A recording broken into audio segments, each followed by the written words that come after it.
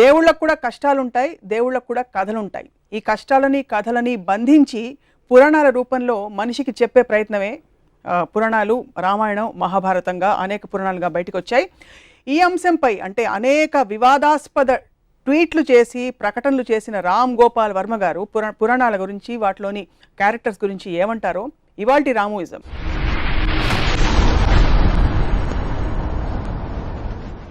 నమస్కారం. Latest tweet ఏంటి రామ్ గోపాల్ వర్మ గారు?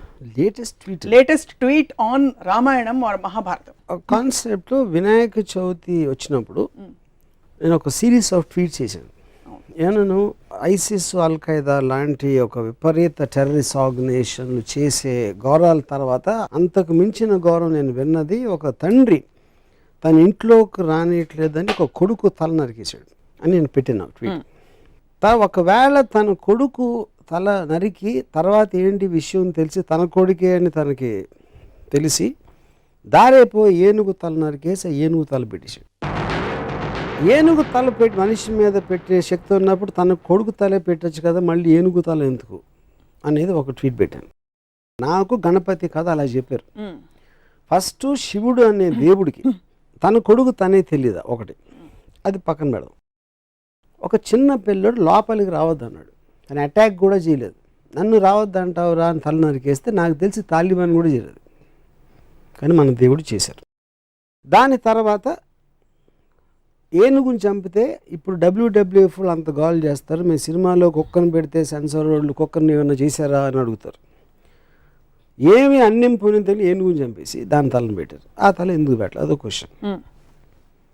దాని మీద బాంబేలో ఒక శివసేన ఇలాంటి ఎంఎస్ గ్రూప్ వాళ్ళు ఇలాంటి ట్వీట్లు పెడతాంటే గణపతి అంటే చాలా పెద్ద ఈవెంట్ బాంబేలో.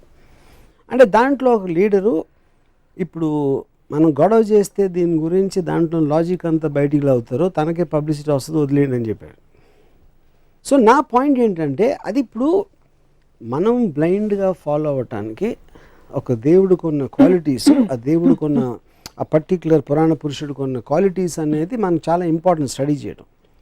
నేను బ్లాటెంట్గా ఇలాంటి ఆస్పెక్ట్స్ ఉన్నప్పుడు దాన్ని క్వశ్చన్ చేయకుండా కేవలం దేవుడు చేశాడు కాబట్టి వదిలేసాం, తాలిబాన్ చేస్తే అల్ ఖైదా చేస్తే వాళ్ళని రాక్షసులు అంటాం.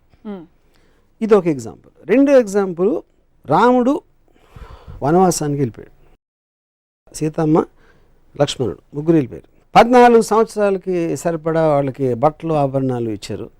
అవి ఎవరు మోసారని ఒక ట్వీట్ పెట్టాను. రాముడు మోసాడు, సీత మోయదు అంటే లక్ష్మణుడు మోసాడా? ఒకవేళ ఇవ్వకపోతే అవే బట్టలతో 14 సంవత్సరాలు ఉన్నారా? లేకపోతే అడవిలో వేరే బట్టలు ఎక్కడ కొనుక్కున్నారు? లేకపోతే ఆకులను కట్టుకున్నారు? ఇలాంటివి ట్వీట్ చేశారు. అదేంటి నాకు కించపరచడం కాదు, దాని గురించి జోక్ చేయడం కాదు. ఇలాంటి ఫండమెంటల్ ఎలిమెంట్స్ గురించి నేను సినిమా తీస్తే 1,00,000 రకాల రివ్యూలు రాస్తారు. రామాయణ మహాభారతంలో నేను తీసే అతి చెత్త సినిమాలు కానీ ఎక్కువ లొసుకులు ఉన్నాయని నా ఫీలింగ్. వాటికి ఎవరు ఇంత పూజిస్తారు కానీ రివ్యూస్ రాయరు. నా సినిమాలు ఏమో చూడరు, ఫ్లాప్ చేయిస్తారు. ఆ జలసీ తోటి నా మనసులోంచి వచ్చిన ఒక ఆక్రోషం నుంచి ఆ ట్వీట్స్ వచ్చాయి. ఇక్కడ కార్ ఆన్ చేస్తే అక్కడ డోర్ తీస్తారు, మధ్యలో కార్ ఆగిపోయిందా, పెట్రోల్ పోయించాడా, ఈ డీటెయిల్స్ అన్ని మీరు చూపించారు కదా మీ సినిమాలో. అంటే నా పాయింట్, ఒక ఫాదర్ కొడుకు తల నరికేయడానికి కారు ఆపేశాడు, పెట్రోల్, ఎంత చిన్న ఎగ్జాంపుల్, అది సరిపోతుందా? అంటే దానికి దీనికి పోలిస్తే మీ గురించి నాకు అర్థమవుతుంది. ఈ పోలిక కరెక్ట్ అని అనుకుంటే సివియారిటీ ఆఫ్ ద థింగ్ అది కాదు. ఇక్కడ లాజికల్ కార్లు పెట్రోల్ ఉందా లేకుండా వెళ్ళిందా అనేది దాని వలన ఏమి మీకు మారల్ ఆస్పెక్ట్ అనేది ఏమి రాదు. మీకు ఒక స్టోరీలో ఒక లాజిక్ అది. ఇక్కడ it is destroying the fundamentals of God. That is okay. I'm talking about రాముడు బట్టలు మోసాడా, వాళ్ళు ఇస్త్రీ చేసుకున్నారా, గంజి పెట్టి ఇస్త్రీ చేస్తారా, లేకపోతే వాటి ఆ క్వశ్చన్స్ కి ఆన్సర్ గా ఇది కథలో ఓకే. అప్పుడు okay, so okay, I agree, you're right, I'm wrong. So ఇంకో ఎగ్జాంపుల్ ఇస్తాను. కైకేయి పాతకి రాముడిని అడిగి పంపించేస్తుంది, రాముడిని అడిగి భరతుడికి పట్టాభిషేకం.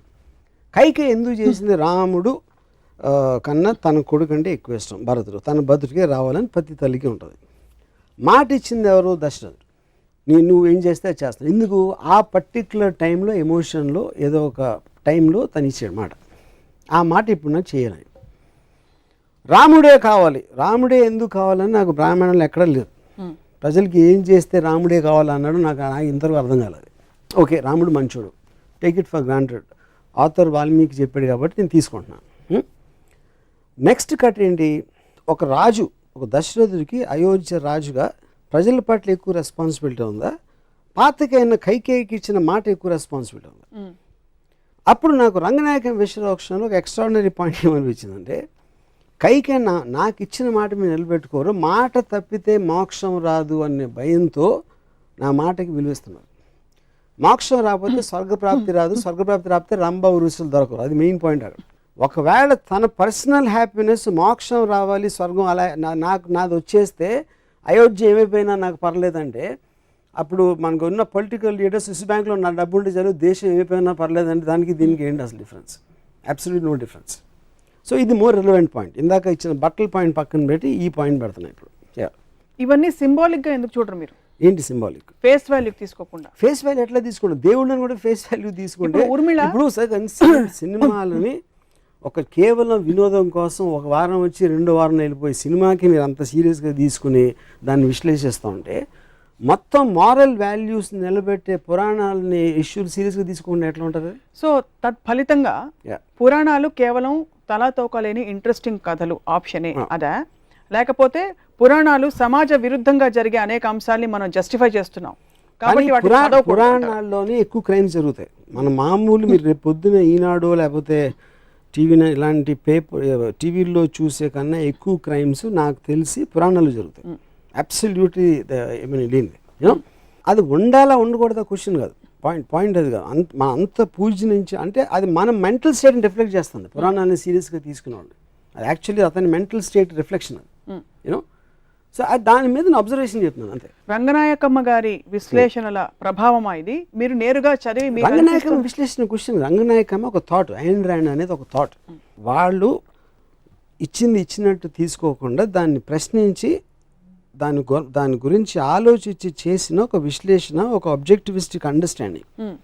మొత్తం ప్రపంచంలో ఎవరిదైనా వెళ్ళేది మీరు ఇచ్చింది తీసుకోకుండా దాని వెనకాల ఉంది, ముందే ఉంది, దాని రీజన్స్ ఏంటి అనేది తెలుసుకుని చేయటం అనేది ప్రోగ్రెస్కి అవసరం.